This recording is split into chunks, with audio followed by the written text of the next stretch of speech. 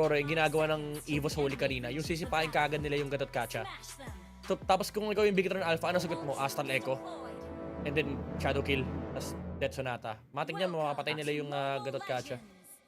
Yeah, 100% agree. Kasi yun yung inisip ko eh. What if we dive Bigetron Alpha mula sa Aurora? Again, once more, pressure is really strong para din sa Aurora, especially in the early game. Moreno, muntikan na mapauwi ng Dioras. Piso, boy, ano boss, niligtas siya ng regen. Yung isang tech ng regen, pinindot niya mabilis. So, nabuhay siya. Wala din agad. Pero ayan, bully. Medyo bully talaga tong Cho Eve. Yun nga, kasi hindi mo baga... Kasi the hero profile talaga, di ba? They have so much freedom. Ang dami nilang freedom na magwala lang dito. If ikaw yung Aurora, especially around the mid lane trio. Pag ito yung klase ng heroes na kalaban mo, Gatot lang basically yung sagot. Super Ken hindi din pwedeng makipagsagutan sa ngayon. And yung Novaria again, just Ayun na, suffering binugbog na so much. boss. Lugi talaga yan. Di ko talaga gets but di binan eh. Easy, no? Ang Oh, well, yan. Bufel. Tapos Nagsisi nagkano sila. sila. Wala pa yung It is perfect para sa Aurora. Wala pa yung kanilang mga XP. Kasi na-delay nga sa XP. Si Luke, level 5 si Demon Cat though. So Super Ken, aabot naman siya ng level 5 in just a bit na yan. Magandang reset mula sa kanila para kahit paano ma-delay. Pero walang pakialam si Demon Cat. Sabi niya, sige patagalin niyo yung turtle, may pana ako. Hintayin niyo mag-cooldown. Si Edward, oh. Edward! Oy, may reload manipulation. Si Edward sa may bandang likuran. Nakasilip na. And mahuhuli pa ni Rene J dito. Yung jungler ng Bigetron Alpha at Super Ken taken down and susunod na rito si Luke. 3 immediate kills para sa Aurora. Boss, lugi ka talaga. Labang ka. Hindi nila magawa, nakatali sila eh. Oh, Super Ken. Uy! Yun lang, napashadow pa. Moreno! Tutupa sa real world manipulation! Kakagamit mo na second skill at flicker, boss! And nahuli siya ni Yue. 4-0 agad for Aurora and mukhang magiging 5-0 na to. Edward! Punesa na yung pagtalon ni Luke. Oh. And Si Super Ken. Tapos imagine mo, meron silang dalawang scaling na heroes. Yung dalawang early game heroes nila na shutdown ng sobra-sobra. So napakahirap bumawi dito for BTR Alpha. Kailangan nila ng impactong milagrong set mula dito kay Pamela. Pero nauna na pumasok dito yung Phobius and AOG sa likuran para makuha ng Bigetron Alpha dito yung pagong. Renegade tutumba. Pero nakasipa na siya dito. Wala na rin flicker. And Super Ken mahuhuli ng Aurora. Susunod na rito yung Gatot Kacha. May sustain siya ng konti pero This just means more damage, more scaling potential for Aurora. Kahit na sabihin natin may scaling heals din ng BTR Alpha. Eve, with the reload manipulation, inipit dito si Eman at si Pamela sa loob ng tower dito ng BTR Alpha. Pero pinagbabaril lang ni Eman dito yung Eve ni Yue. Pero nandyan na yung Zaman Force. Look, is now taking down Avatar Begarcia para makatakbo dito si Pamela. Shadow, wala dito kay Super Ken pero hindi pa niya ikakasay Shadow Kill dahil kumpul-kumpul ang Aurora.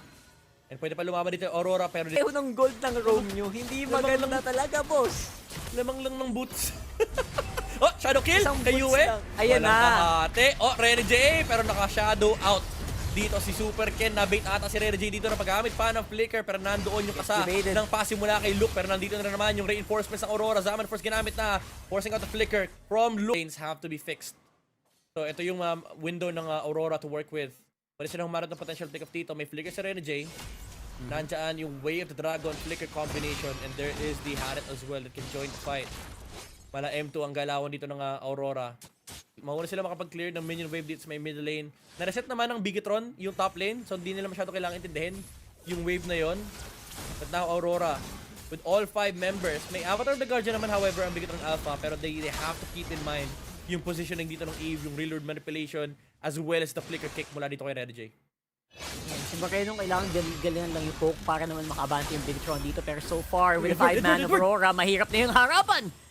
Nasagutin. Oy! Nasipa ang Oy. hangin. Reload manipulation mula dito kay Yue pero napakaganda ang Avatar Guardian mula dito kay Pamela. Tutumba na si Yue pero binurst din ni Demon kahit agaw. Atensyon lang naman yung ginawa dito ng ibang miyembro ng Aurora. Ito na naman yung Macro the Classic Lord Dance. Yung lumalaban, nagko-conceal, tapos ginugulo yung kalaban.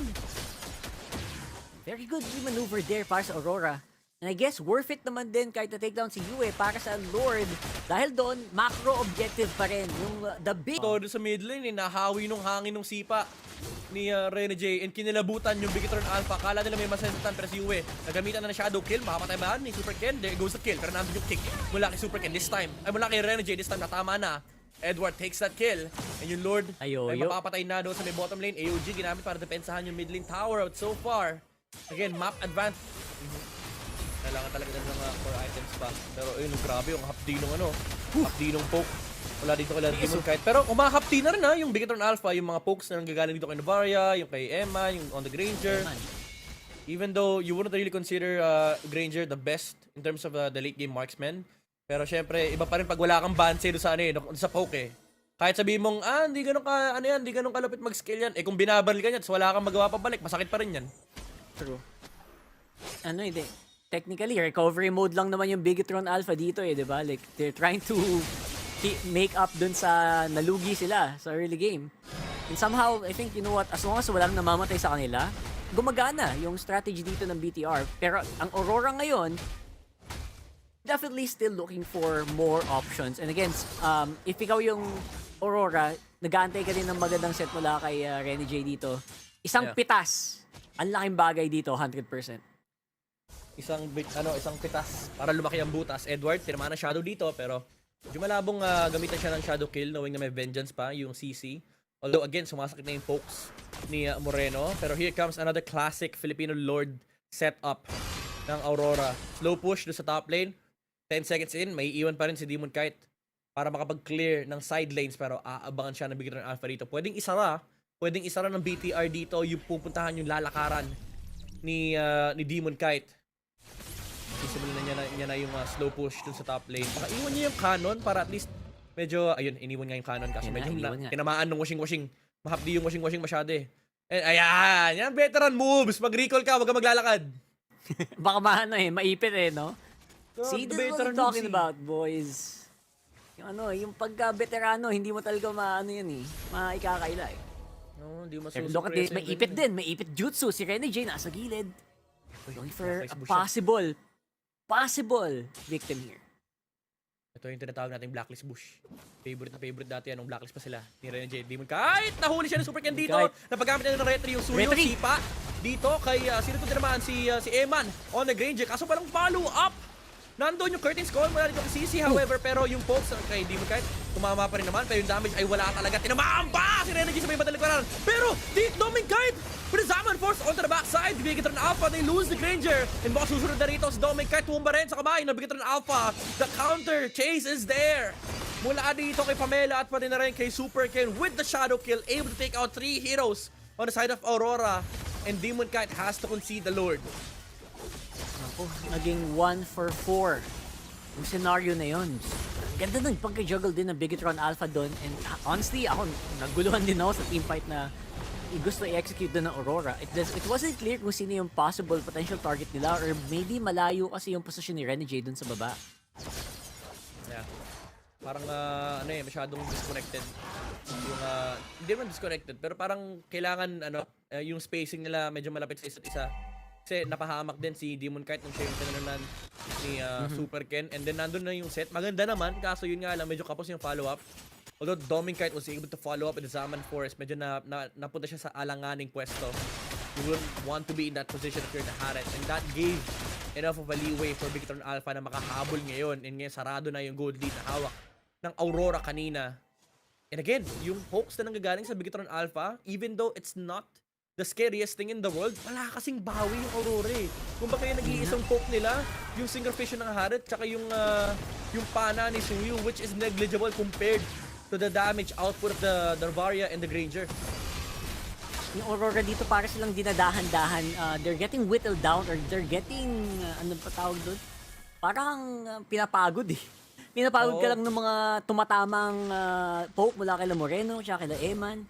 And pag dumating na sa teamfight, most of you are 80%, 70% HP na lang. Para kang binabalatan. Oo, Renny J yun dahan-dahan. lang. Nakita siya rito, Avatar the Guardian, sinara yung Full exit commit.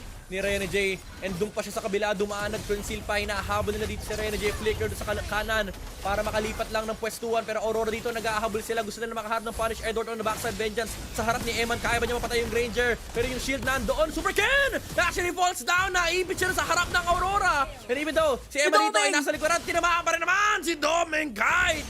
And babagsak din yung Haret ng Aurora. Sumobra ata sa habol dito ang Aurora Bigetron Alpha with the clapback.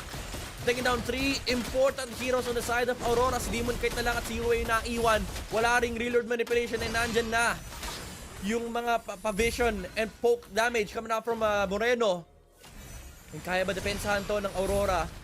Nandoon yung snipe mula dito sa Novaria. Demon Kite Oh. onto Eman. Look at that damage output from the Suyo. Di pa rin pwede i-underestimate ang Bigetron Alpha dito, yung damage output ng Aurora. But so far, yung movements dito ng Bigetron Alpha slowly but surely giving them the edge in this game. Yan, BTR syempre naman, hindi pa nila pwedeng tapusin, pero somehow na-recover nila yung lamang na nakuha ng Aurora doon. Sila ngayon lumalamang with 1.7k and have a lot of map controls. Eman mas nakakahinga na ng maluwag dito. Sabi. And May 3 games na naman to, Rockert. mukha nga eh. Pero siyempre hindi Amoy- pa naman tapos. Kailangan lang natin ng konting hinga, konting breathe in, breathe out lang. May 11 o'clock, guys. Amoy 11 o'clock, amoy Tapos late meron night. pa tayo bukas. Amoy late night MLBB. Ikaw lang, boss. Meron ka ba bukas? Kaya ako lang pala. Ako, wala na Oo, ako bukas bukas eh. ako. I mean, boy pa naman ako bukas, pero wala lang ako kasi. Para lang malinaw. Ayan na, Lord. Ay. Uy, nakiispatan. Huli. Sabi ni Huli. Eman, kilala kita, Jay. Jack, favorite mo dyan. Favorite din ang room namin dyan. Huwag kang maiba. Kanina lang eh. Oo nga eh. Now, obviously, ang important dito for Aurora is to Oo, just Renji go nakakonsil! ahead. Reset! Renji nakapag-shadow Naku si po! Super Ken! Nakareact siya! Sabi niya, hindi ko first time nakita yan! Kanina ginawa din namin yan, hindi rin gumana! And saktong-sakto pagka-flicker, nandoon yung shadow mula doon sa Hayabusa. Quick fingers! Quick trigger on the shadow from Super Ken, and ngayon hawak nila yung Lord. Meron pa namang reload manipulation dito ang Aurora, so hindi pa rin ganun ka-safe. Ang pag-take dito ng Bigetron Alpha, Demon Kite will try to go for the second round. Doon sa bush na yon, kung di gumana kay Reyna J, ako naman tatry ko. Susubukan niya humarap ng Lord Steel Angle. Hindi pa nakikita ng Bigetron Alpha kung nasaan yung Suyu. Pero mag-miracle ba? Demon Kite, itutuloy ba nito? Hindi. Hindi pa naman nila kailangan intindihin yung top wave. Pero Bigetron Alpha, mukhang gusto nila i-reset yung wave na yon. Gusto nila magpaakyat muna ng isang hero. Eman, sinusubukan magpakita ng mga hero dito gamit ang kanyang bala. Pero, grabe si Demon Kite, in-snipe Penguin. Ayaw niya mamigay ng resources, pero Reyna J dito magsusubukan na. Take Pero two. bago si Popper, kinancel na naman siya ni Luke. Reload manipulation, sinong tatamaan na si Pa dito? Kinasant niya? Sino tinamaan? Hindi ko makita. Pero si Dominic Kite sa may bandang likuran, ginamit yung flicker para mabot si Eman, pero tutumba siya! Una siyang mamamatay. Immortality pick up po. mula dito kay Eman. The bait was set up from Bigetron and it was laid in front of Aurora as Yue falls down as well. And the remaining 3 members from Aurora has to defend against Bigetron Alpha inside their base, and that is gonna be a free lord for BTR. Sunod-sunod na naglalapag si Doming ng Zaman Force and totally siya yung nagiging target. He's getting bursted down ng very little backup coming in from Aurora, and it's really not a good sign. BTR ngayon nadali ang dalawa sa major damage dealers nila dito. And Aurora now has to defend with basically just the Suyo and the Cho. So anong gagawin nila ngayon? Edward, will they have enough in the firepower na matanggal yung mga minions na to? I don't know. Right now, dahil nalapagat sila ng Astral Recall, I don't Oh, think Edward? they will be. Dumamit naman, umabot sa respawn. Si Kaso- Domeng, buhay pa. Buhay pa ang Aurora. Kaso Rockheart, round 1 pa lang yun, may parating pang Lord Wave. Kasama na to yung malaking Lord.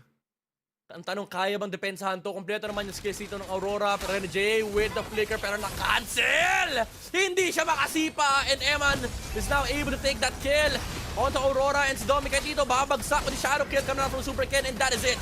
Bigetron Alpha will get game number 2.